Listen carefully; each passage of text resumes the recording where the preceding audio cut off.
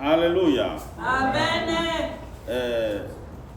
Je vous salue dans le précieux nom de notre Seigneur Jésus-Christ. Amen. Je vous souhaite encore une fois bonne et heureuse année 2026. Amen. Nous avons un texte que nous allons lire dans Hébreux 12. Hébreux 12, versets 1 et 2. Nous lisons les bons noms, nous allons lire au nom de Jésus. Nous donc aussi, puisque nous sommes environnés d'une si grande nuée de témoins,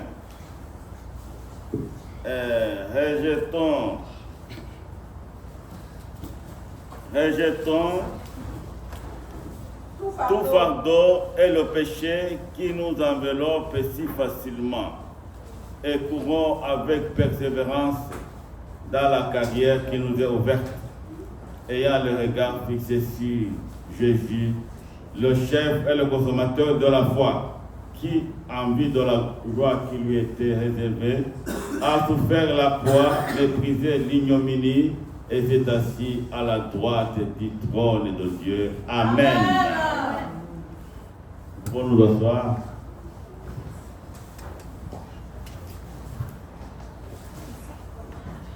Bien-aimés, 2025 est passé et nous voici en 2026. Et si nous faisons un regard rétrospectif sur 2025, chacun doit honnêtement avouer qu'il n'a pas été ou qu'il n'a pas vécu à la hauteur des exigences de Dieu, qu'il n'a pas vécu pour la gloire de Dieu. Mais malgré cela, la grâce de Dieu n'a cessé de se manifester à notre égard, malgré nos défaillances. Nous n'avons pas été les chrétiens meilleurs en 2025. Nous n'avons pas agi selon la volonté de Dieu en 2025. Nous avons vécu comme tout le monde. Nous n'avons pas honoré le nom de Dieu. Mais la grâce de Dieu a reposé sur nous. Dieu nous a accompagnés et nous avons pu terminer l'année 2025 en toute beauté. Bien-aimés dans le Seigneur, je voudrais vous dire que Dieu nous accorde une seconde chance en 2026. Il nous donne 2026 afin que nous puissions nous amender. Il nous donne 2026 afin que nous puissions vivre pour sa gloire. Ce n'est pas pour que nous puissions encore vivre comme nous voulons, faire ce qui nous semble bon. Dieu nous donne 2026 pour travailler, pour le glorifier, Amen. pour l'honorer. Amen. Alléluia. Amen. Pour rendre son témoignage, le témoigner à ceux qui ne le connaissent pas. Bien-aimés, 2026, c'est un cadeau que le Seigneur nous accorde. Alléluia. Amen. C'est l'année de la seconde chance. Amen. Où chacun doit s'amender. C'est l'année de la seconde chance où chacun doit faire trois choses. Premièrement, c'est l'année où chacun doit se repentir. Amen. Au début de 2026, ce message que Jésus a prêché dans le désert, ainsi que Jean-Baptiste, repentez-vous car le royaume de Dieu est proche. Bien-aimés dans le Seigneur, aussi longtemps que les années se succèdent les uns après les autres, ça nous rapproche du retour du Christ. C'est la raison pour laquelle nous devons nous repentir. L'an 2026 doit être premièrement une année de repentance. Repentez-vous.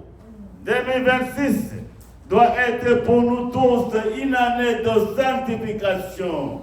Nous devons nous sanctifier parce que la parole de Dieu nous dit, sans la sanctification, personne ne verra le Seigneur.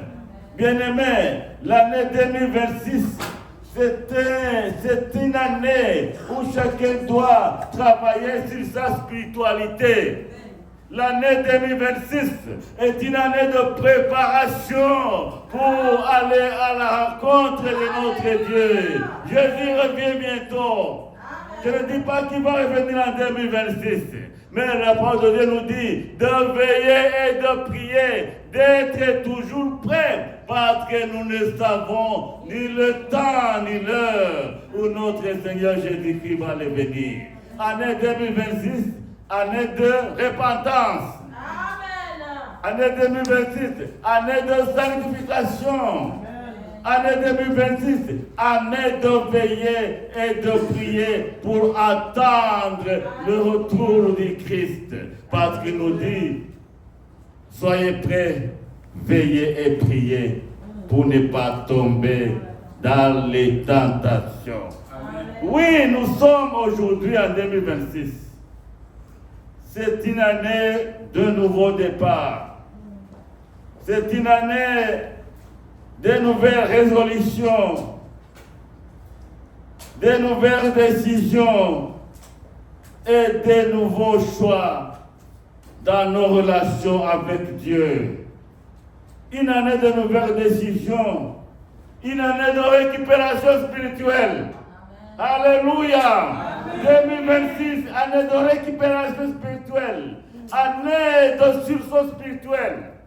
Alléluia. Si tu as prié, tu priais une fois en 2025. Aujourd'hui, tu vas prier 3 fois et voire 5 fois par jour. C'est l'année où nous devons nous investir dans la prière.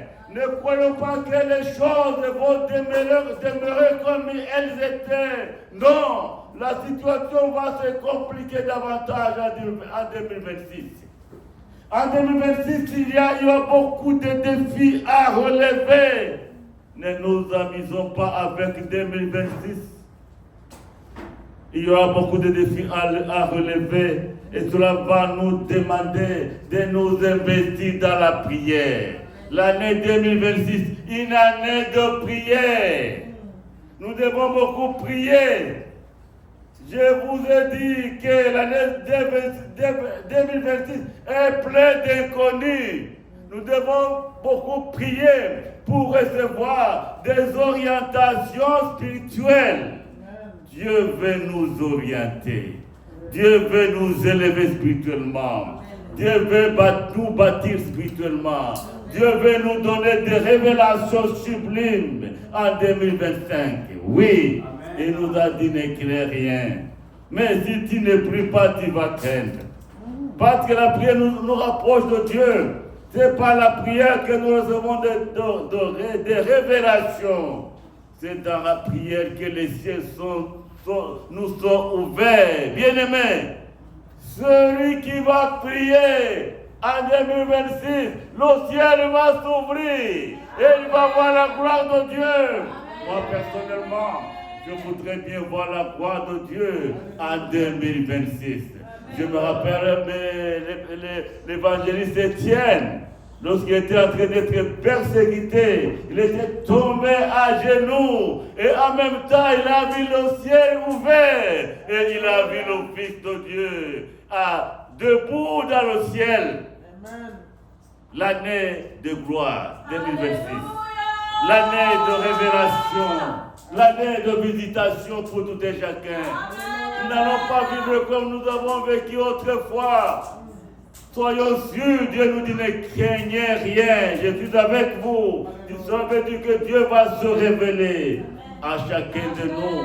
Je vous ai dit dernièrement qu'il nous a donné des clés. Il a mis des clés à notre disposition. Oui, nous allons utiliser ces clés et nous allons voir la gloire de Dieu. Nous allons voir les miracles de Dieu.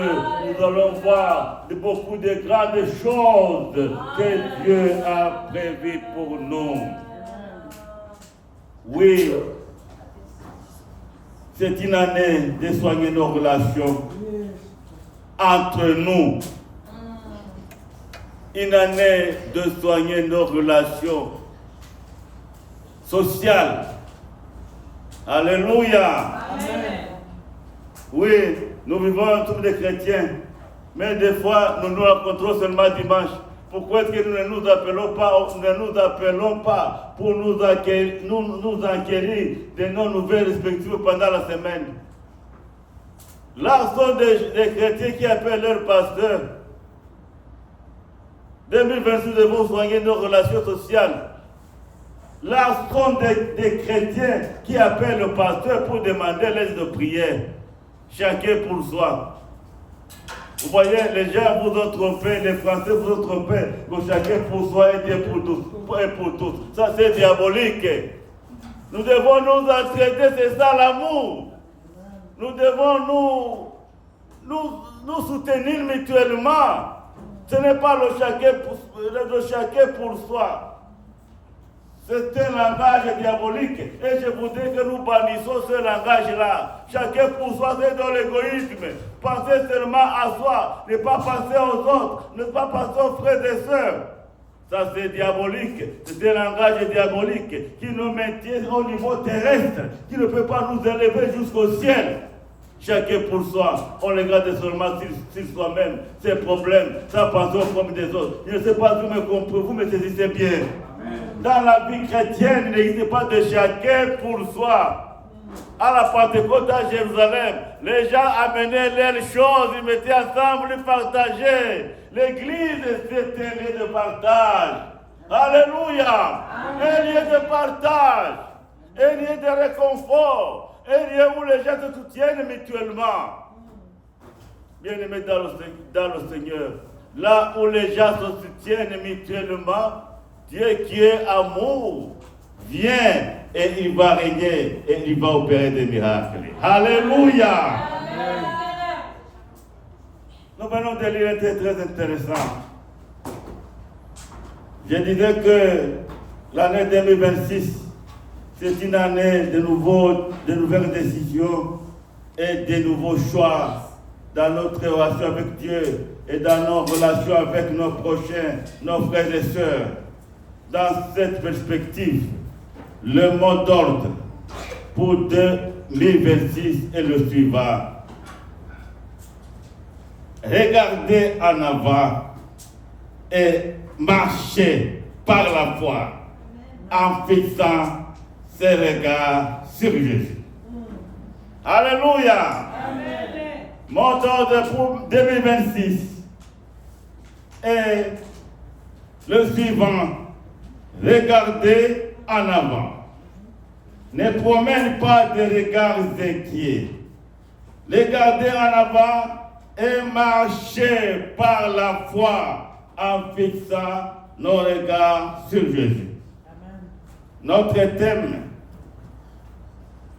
s'intitule la persévérance dans la foi en 2026.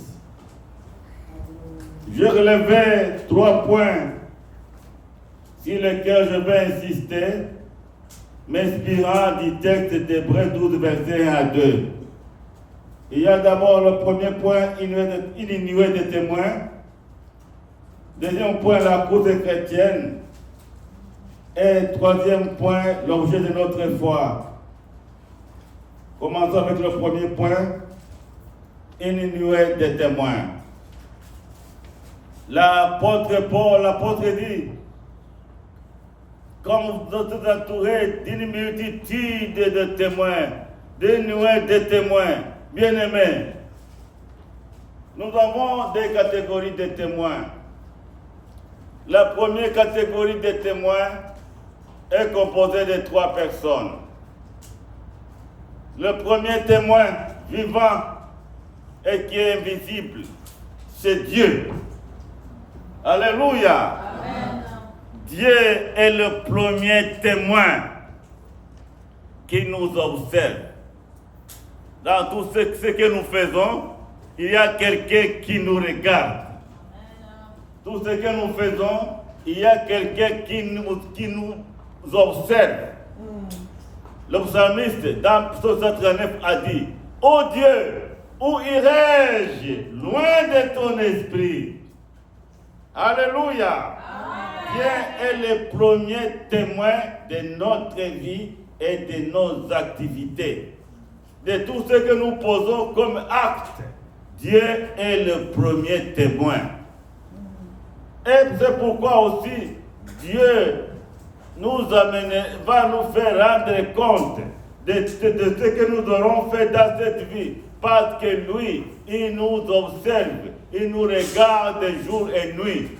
C'est pourquoi David dit, ô Éternel, où irai-je loin de ton esprit? Amen. Quand je me couche, quand je me lève, tu es là. Tu m'entoures à gauche, à droite, et devant et derrière. Alléluia. Amen. Le premier témoin, c'est Dieu. Tout ce que tu vas faire en 2026, tu devras chaque fois réaliser que Dieu est en train de te voir. Même si tu te caches dans ta chambre, Dieu te voit. Même s'il va te cacher sous la pierre et même en dessous de la mer, Dieu te voit. Alléluia. Amen. Nous devons être prudents et être sages et intelligents. Nous ne pouvons rien cacher à Dieu. Dieu nous voit. Il est le témoin de tout ce que nous faisons. Le deuxième témoin, dans le cadre de la divinité, c'est le Saint-Esprit. Amen. Le Saint-Esprit, c'est le témoin. Et des fois, le Saint-Esprit, c'est aussi un témoin interne. C'est-à-dire l'Esprit de Dieu. Chacun là où il est, il a une part dans l'Esprit de Dieu en lui. Parce que lorsque Dieu avait créé l'homme, il avait inspiré en lui une portion de son esprit. L'Esprit de Dieu en nous est le deuxième témoin. Alléluia. Comprenons bien les choses. C'est la raison pour laquelle la parole de Dieu nous dit, n'attristons pas le Saint-Esprit. N'affligeons pas le Saint-Esprit. Le Saint-Esprit est le témoin interne qui regarde et qui voit tout ce que nous faisons. Il y a encore un troisième témoin, c'est Jésus-Christ. Alléluia. Amen. Jésus-Christ est aussi un témoin qui ne connaît pas ce qu'il dit à Matthieu 28, verset 20, il dit, voici, je suis avec vous tous les jours jusqu'à la fin du monde. Trois témoins dans le domaine de la divinité. Nous avons d'abord Dieu qui est partout, qui n'a pas de limite. Nous avons le Saint-Esprit en nous qui contrôle tout ce que nous faisons. Le Saint-Esprit que nous pouvons attrister. Il y a aussi Jésus-Christ qui nous dit en Matthieu 20, 28, voici, je suis avec vous tous les jours jusqu'à la fin du monde. Jésus est avec nous tous les jours. Ça, c'est la première catégorie des témoins qui nous entourent, qui vivent avec nous. Alors, dans le cadre de l'épître aux Hébreux, les témoins ici aussi, ce sont tous ces héros de la foi, tous ces gens-là qui ont vécu pour la gloire de Dieu, que nous lisons dans Hébreux chapitre 11, qui attestent une grande vérité. Ils ont laissé un témoignage indélébile. Leur témoignage doit aussi nous servir. Leur témoignage nous parle encore jusqu'aujourd'hui. Une grande nuée de témoins, une multitude de témoins concerne en Hébreu 11 le témoignage des héros de la foi.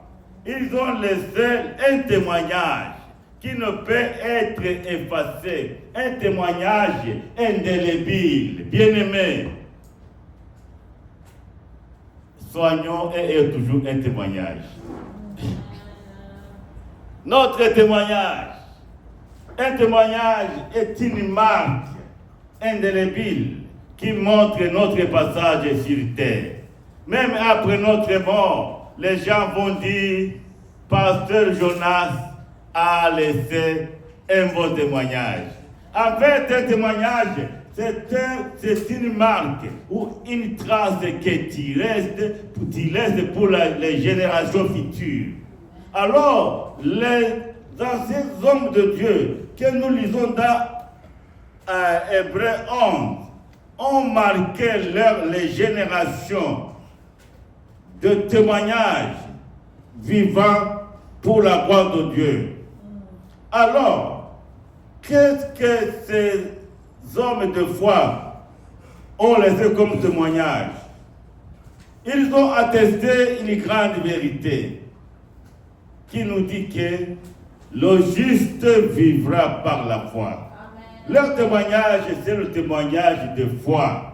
Ils ont vécu par la foi et ils sont morts par la foi. Amen. Et le juste vivra par la foi. Bien-aimés dans le Seigneur, en 2026, nous allons vivre par la foi. Amen. En 2026, nous allons ouvrir et débloquer toutes les portes par la foi. En 2026, c'est la foi qui va nous servir de soutien dans tout ce que nous allons faire. Jésus dit à ses disciples que vos cœurs ne se troublent point. Mais croyez en Dieu et croyez en moi. Nous allons vivre par la foi en 2026. Nous allons marcher par la foi. Nous allons servir le Seigneur par la foi. Oh, la foi, vivre par la foi, c'est merveilleux. Bien-aimés dans le Seigneur, ces témoins qui nous environnent, ça ne veut pas dire que ce sont des anciennes personnes, les Noël, les autres, nous observons, non. Mais leur vie doit nous servir de modèle. Leur vie constitue pour nous un témoignage qui ne s'effacera jamais. Un témoignage de foi et d'endurance que nous devons imiter chaque jour. Bien-aimés dans le Seigneur, nous allons vivre par la foi. Nous allons nous inspirer des témoignages de foi, des héros de la foi, de ceux-là qui nous ont dévancés. Nous allons apprendre sur leur marche et ils vont nous servir de modèles d'endurance et de foi à imiter en 2026. Deuxième point. Notre tête nous dit, comme étant environ d'une multitude de témoins, de témoins, courons avec persévérance dans la carrière qui nous est ouverte. Bien-aimés, la vie chrétienne est comparée à une course. À une course de vitesse. C'est pourquoi nous sommes exhortés à courir avec persévérance. L'apôtre Paul en parle à 1 Corinthiens 9, verset 27. Je cours, non pas comme à l'aventure. Je frappe, non comme par bataille, mais je traite durement mon corps, je le tiens assujetti de peur d'être refusé après avoir prêché aux autres. Bien-aimés, la vie chrétienne est comparée à une course de vitesse où nous devons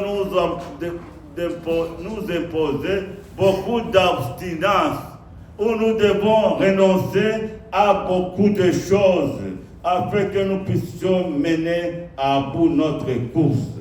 Et l'apôtre Paul va encore nous dire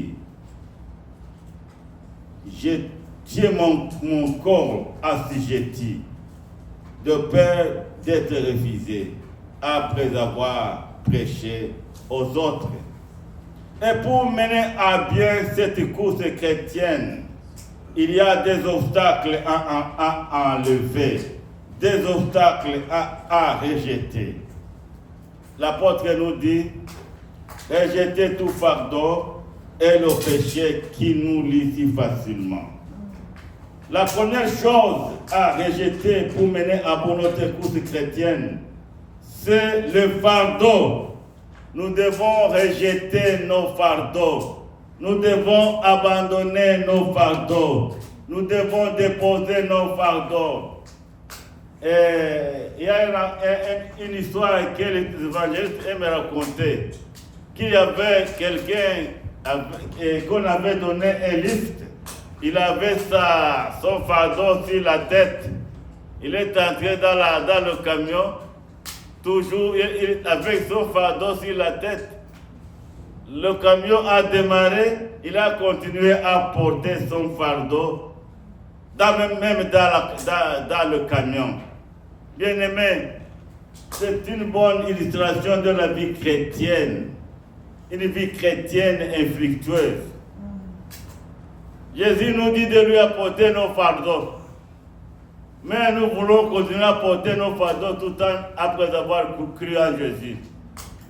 Or, Jésus nous dit à vous tous qui êtes fatigués et chargés, venez à moi, je vous donnerai du repos. Amen. Ne restons pas avec nos fardeaux une fois que nous avons déjà cru en Jésus. Le fardeau, c'est quoi d'abord? Le fardeau, c'est quelque chose qui pèse et accable quelqu'un. Le fardeau, c'est quelque chose qui fatigue et qui empêche d'avancer. Le mot d'ordre pour 2026. Rejetons nos fardeaux. Rejetons nos fardeaux. Je ne sais pas quels sont tes fardeaux aujourd'hui. Tu as porté tous tes fardeaux toi-même en 2025. Et aujourd'hui, Jésus te dit, rejette tes fardeaux. Rejette tes fardeaux au pied de la croix. Jésus lui-même veut te donner du repos. Amen. Il dit, toi qui es fatigué et chargé, il y a longtemps que tu te promènes avec des fardeaux. Mais Jésus te dit ce matin, mon enfant, tu es fatigué. Mon enfant, tu es chargé depuis très longtemps. Et pourtant, tu me pries, tu cries à moi jour et nuit. Maintenant, c'est le moment de déposer ton fardeau. Alléluia. Amen. Alléluia. Amen. Tu connais ton fardeau. Mais Jésus te dit ce matin, dépose ton fardeau au pied de la croix. Il fait un appel à vous tous qui êtes fatigués et chargés. Venez à moi et je vous donnerai du repos. Le fardeau, ça peut être des difficultés de la vie, des problèmes que tu n'arrives pas à résoudre. Ce sont des fardeaux. Les soucis de la vie, ce sont des fardeaux.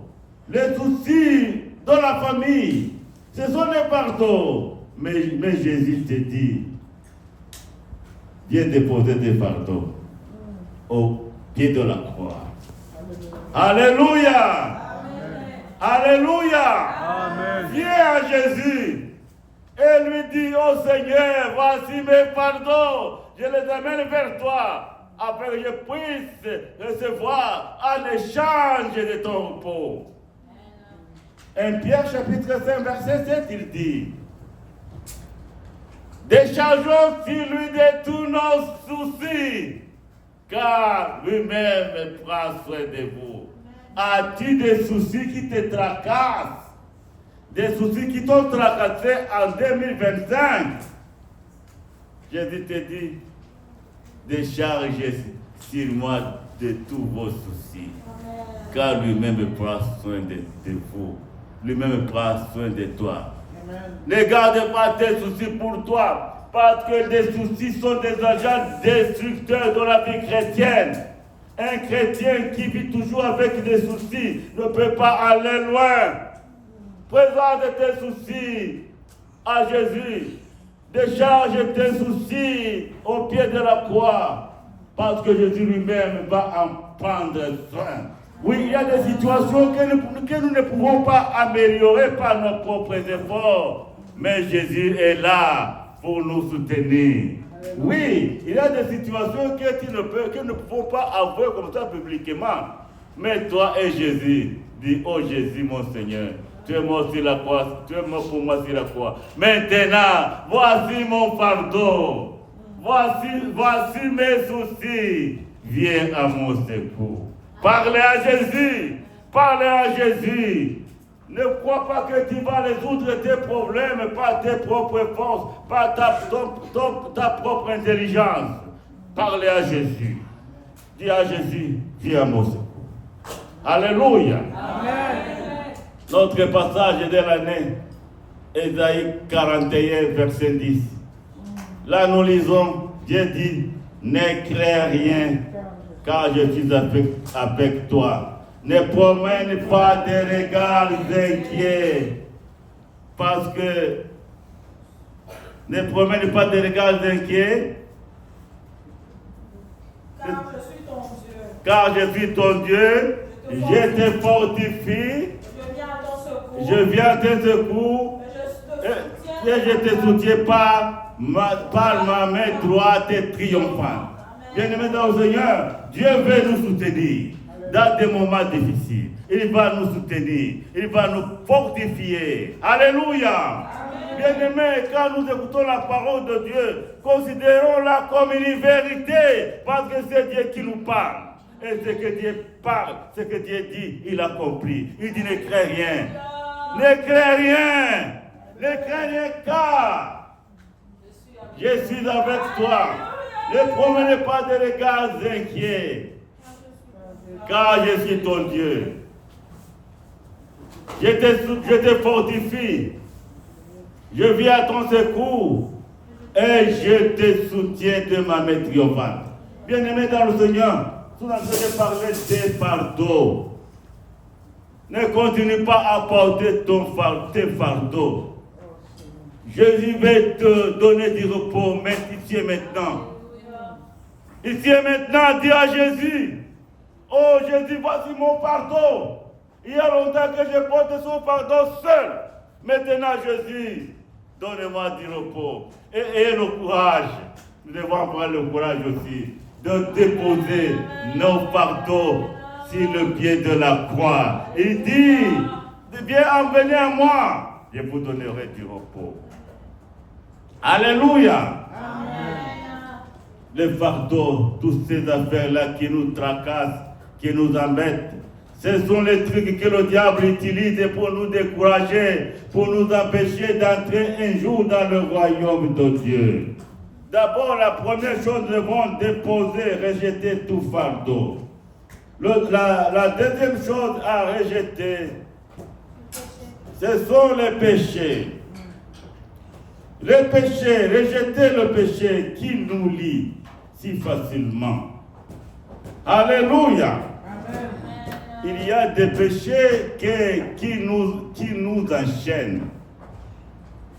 Des péchés qui nous ont enchaînés depuis des années. Et nous ne voulons pas les abandonner.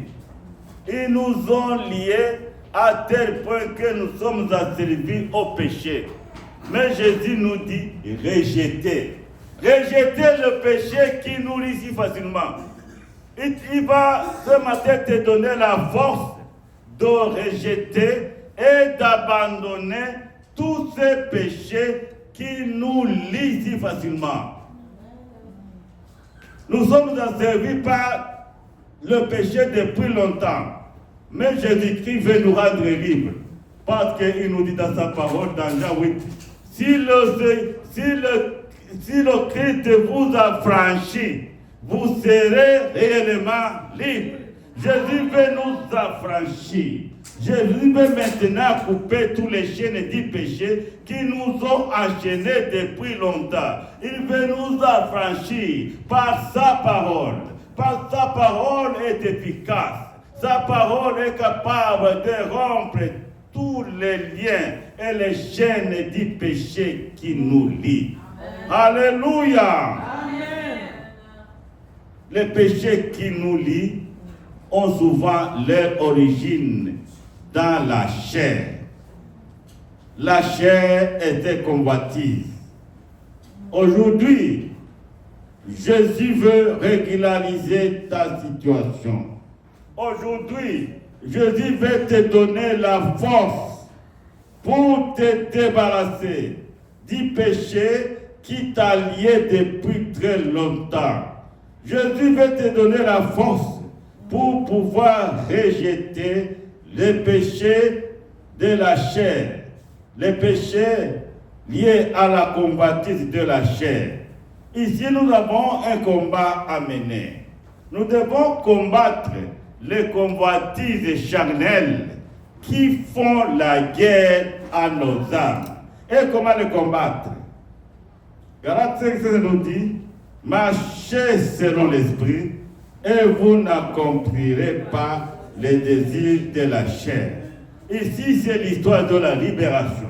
Seigneur Jésus veut te libérer. Le Seigneur Jésus veut nous libérer de ces chaînes du péché qui nous ont liés, qui se sont entrelacés autour de nous. Il veut nous libérer. Il veut te libérer. Dis avec moi, Seigneur, libère-moi. Libère-moi de tous ces péchés qui m'ont asservi. Alors, Jésus veut écrire ton histoire. Amen. Jésus va écrire ton histoire à partir d'aujourd'hui, à partir de cette date de 2025. Il va écrire ton histoire. Tu vas avoir une nouvelle histoire. Tu vas te sentir comme enfant de Dieu qui rentre dans la maison du Père. Amen. Une nouvelle histoire en 2026. Une nouvelle histoire, une histoire de renouvellement, de renouvellement, une histoire de délivrance, une histoire de salut, une histoire de nouveauté, une histoire où Dieu va encore commencer à opérer des miracles dans ta vie. Troisième point, il dit, courons avec persévérance dans la carrière qui nous est ouverte, en déposant, rejetant nos fardeaux et nos péchés qui nous enchaînent si facilement.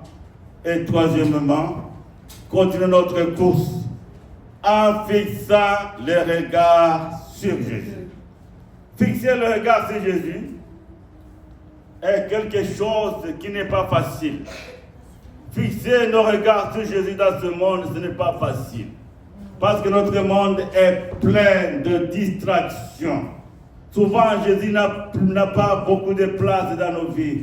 Nous sommes distraits. Et la distraction est l'instrument que le diable utilise pour nous éloigner de Dieu, pour nous barrer de la présence de Dieu.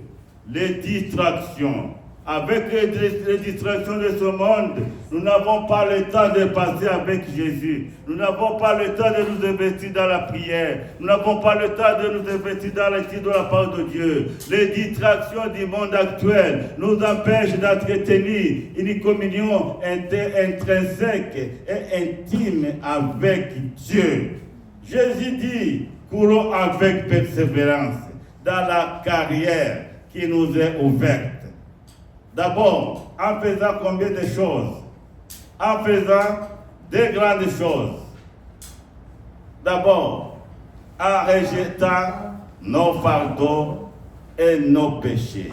Et en courant avec persévérance dans la carrière qui nous est ouverte. En fixant les yeux sur Jésus, qui est le chef et le consommateur de notre foi. Bien-aimés dans le Seigneur, Jésus-Christ est la base de notre foi. C'est lui qui fabrique ou bien qui est l'objet de notre foi. C'est pourquoi nous devons fixer nos regards sur lui. Avant les distractions, nous devons avoir un seul objectif, à savoir Jésus-Christ. Fixer ses regards sur Jésus est une attitude de foi active. C'est avoir Jésus pour modèle. Avoir Jésus pour modèle de vie, c'est se confier en lui et obéir à sa parole. Fixer le regard sur Jésus, c'est tirer toute son énergie de lui pour vivre une vie de foi. Oui, la vie chrétienne est une course, mais aussi c'est un combat. Nous devons courir avec persévérance dans la carrière qui nous est ouverte.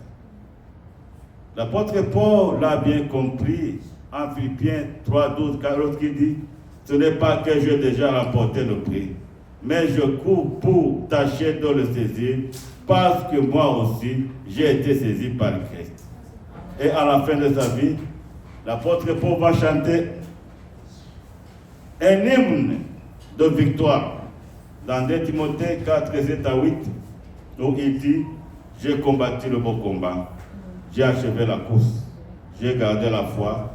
Désormais, une couronne de justice me réserve. » Bien-aimés dans le Seigneur Jésus-Christ, que Dieu nous bénisse. Amen. 2026, ce n'est pas une année d'amusement. C'est une année de consécration. Amen. Une année de seconde chance que Dieu nous accorde. Nous devons faire 3 choses d'abord. Se repentir, la repentance, la sanctification et troisièmement, la repentance, la sanctification et s'investir dans la prière. Alors, nous devons reconnaître que nous sommes entourés par une multitude de témoins. Il y a des témoins divins. Il y a Dieu qui nous croise, qui est fait partout. Il y a l'Esprit de Dieu qui est à nous. C'est aussi un témoin. Cet Esprit de Dieu qui est à nous, nous pouvons l'attrister, nous pouvons l'affliger. Il y a aussi Jésus qui a dit, voici, je suis avec vous tous les jours, jusqu'à la fin du monde. Ce sont les témoins divins. Et alors, dans le texte des Romains, dans notre passage, l'apôtre nous dit, il y a aussi une multitude de témoins. Alors, ces témoins, ce sont les héros de la foi. Les gens qui ont vécu par la foi, qui ont été des modèles de la foi et qui ont mis en pratique le célèbre verset qui dit « Mon juste est vivant par la foi ». Alors, ça veut dire que ceux-là qui nous ont devancés doivent nous servir des modèles de foi. Ils ont marqué l'histoire de leur génération. Ils ont laissé des traces que nous pouvons, qui peuvent nous inspirer aussi dans notre marche de foi. Bien-aimés dans le Seigneur, j'ai parlé de beaucoup de choses, mais alors, la parole nous exhorte à ne pas nous amuser. Il dit, nous devons courir. Alléluia. La vie chrétienne est une course. Courir avec persévérance dans la carrière qui nous est ouverte. Et ça c'est très important. Et pour bien courir, nous devons nous débarrasser de tous les fardeaux et de tout péché qui nous lient si facilement. Jésus est venu sur terre pour accomplir cette œuvre. Parce qu'il nous dit, à vous tous qui êtes fatigués et chargés, venez à moi, je vous donnerai du repos. Et encore, il nous dit, et encore, il nous dit, je vous donnerai du repos. Mais et encore, il nous dit, que ceux-là qui sont asservis par le péché, c'est lui qui peut nous délivrer parce que, il dit, si le Fils vous a franchi, vous serez réellement libre. Bien-aimés dans le Seigneur, et troisièmement, devons fixer nos regards sur Jésus. Amen. Comme modèle, premièrement. Alors, fixer ce regard sur Jésus, je voudrais encore répéter ça. Ce n'est pas seulement ouvrir les yeux, grandement les yeux, non. Tu vas ouvrir grandement les yeux, tu ne vas pas voir Jésus comme ça. Jésus se trouve au ciel, il est assis à la droite du Père. Alors je vais encore répéter cette notion de fixer ce regard sur Jésus. Fixer ce regard sur Jésus est une attitude de foi active. C'est croire en lui activement. C'est avoir Jésus pour modèle de vie. C'est se confier en lui et obéir à sa parole. Car c'est lui qui nous donne l'énergie pour vivre notre foi. Alléluia. C'est ça, fixer ce regard sur Jésus. Nous devons le comprendre. Qui peut répéter ça? Fixer le regard sur Jésus, c'est quoi? Avoir une attitude de foi.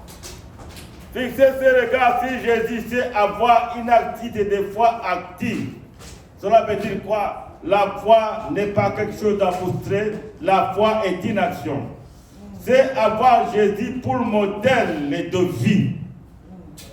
Avoir Jésus pour modèle de vie, c'est se confier en lui en obéissant à sa parole. C'est parce que c'est lui qui nous donne l'énergie pour vivre notre foi. Bien-aimés, que Dieu nous bénisse. Amen. Amen, amen, amen.